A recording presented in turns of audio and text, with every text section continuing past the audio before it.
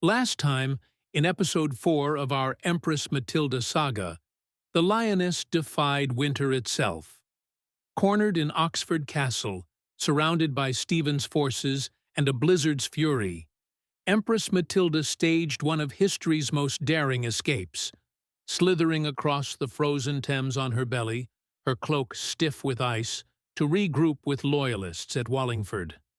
Meanwhile, her son Henry, barely 14, launched his own reckless invasion to prove his worth, only to be humiliated and sent home by Stephen's mockery. But humiliation is a powerful teacher. Now, in episode 5, The Blood and the Gold, Henry returns, older, sharper, and hungry for vengeance.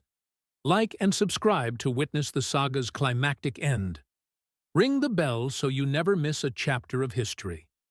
This is a Storyteller's Hearth Fireside Tales production, where crowns are won not just by battle, but by blood and gold. Henry's fleet cut through the Channel fog like a dagger. This time, he brought more than mercenaries. He brought an army. Seasoned warrior knights from Normandy and nobles who remembered their oaths to Matilda. And at his side rode Matilda's brilliant military strategist, Robert of Gloucester, back from exile, his sword hand itching for vengeance. King Stephen, now in his late 50s, stared at the reports from Dover. His own son, Eustace, a hot-headed mirror of his younger self, slammed a fist on the table. "Let me meet him where he lands. I won't be as gentle on him as you were." But Stephen's eyes were on the map. "No, we will let him come to Wallingford. We are dug in there and can pick our battlefield. Let us wait for him just as William I waited for Harold. It's better for us to start with rested troops than ones exhausted from a long march."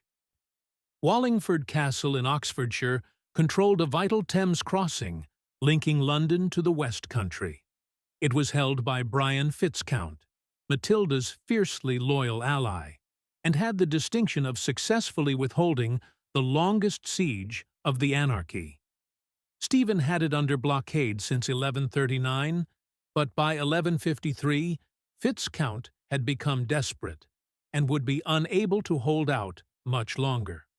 Chroniclers describe the townsfolk as reduced to eating horses and rats. Although Matilda had managed to smuggle in a few supplies via the Thames, and Fitzcount's raids had managed to break through the blockades to allow a few supplies in, it was not enough. Their only hope now was for Henry's army to relieve the siege. The two armies met, facing each other across the river, almost close enough to see the whites of their enemies' eyes. "End this, uncle!" Henry bellowed across the water. "The crown now belongs to me." Stephen's laugh was hollow. "Come take it, boy."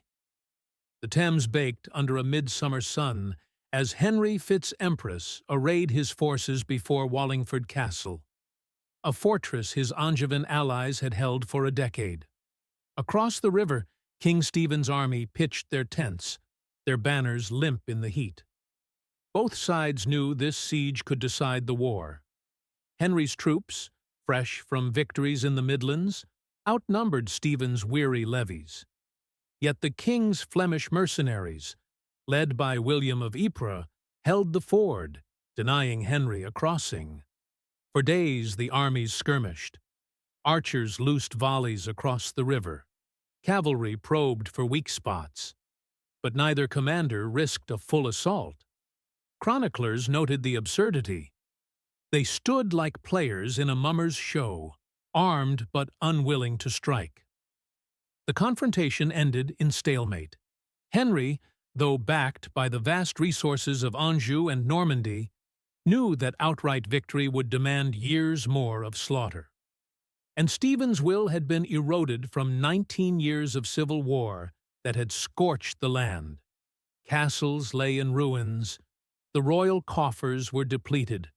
Marauding armies had left harvests smoldered in the fields, and the very nobles who had once sworn fealty now turned their cloaks with the wind.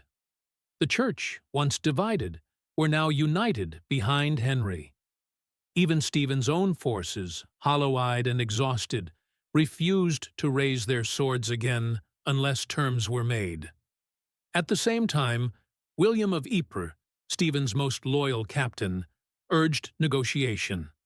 With the realm teetering on collapse, Archbishop Theobald of Canterbury and the war-weary barons forced Stephen's hand.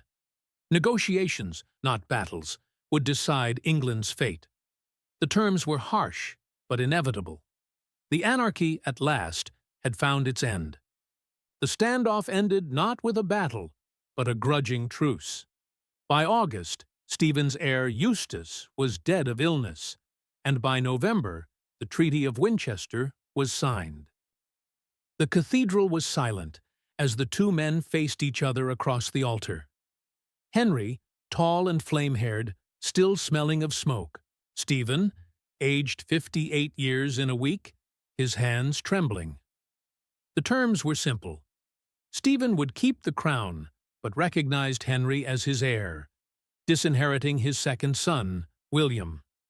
It included a guarantee that William could keep Kent and its castles. Henry would recognize Stephen as king and swear homage to him.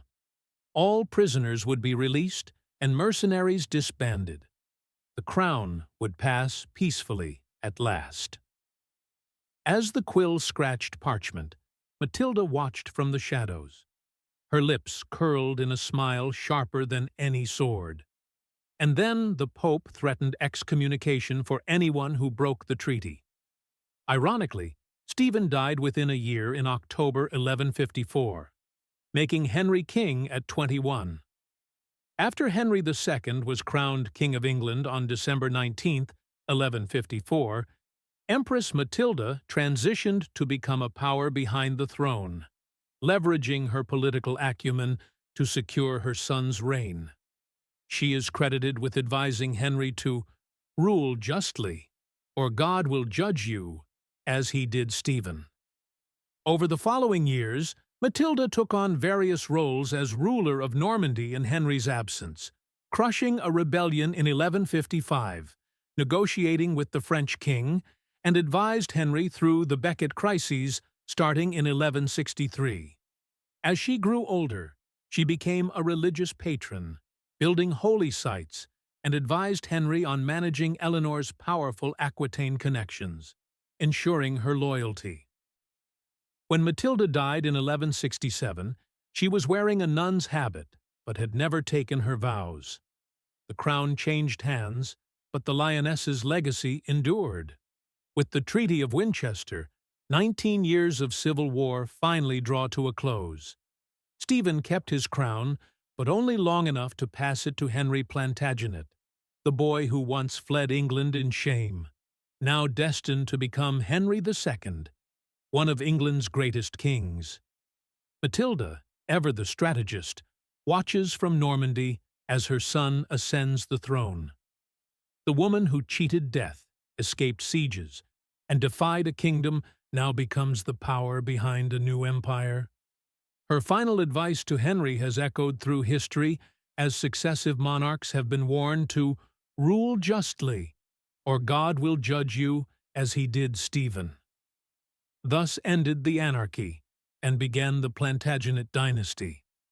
Thank you for joining us on this extraordinary journey through Empress Matilda's life, a tale of defiance, survival, and ultimate triumph. From the wreckage of the White Ship to the frozen Thames, from lost crowns to hard-won legacies, hers was a battle that shaped England forever. This has been Storyteller's Hearth Fireside Tales Empress Matilda series.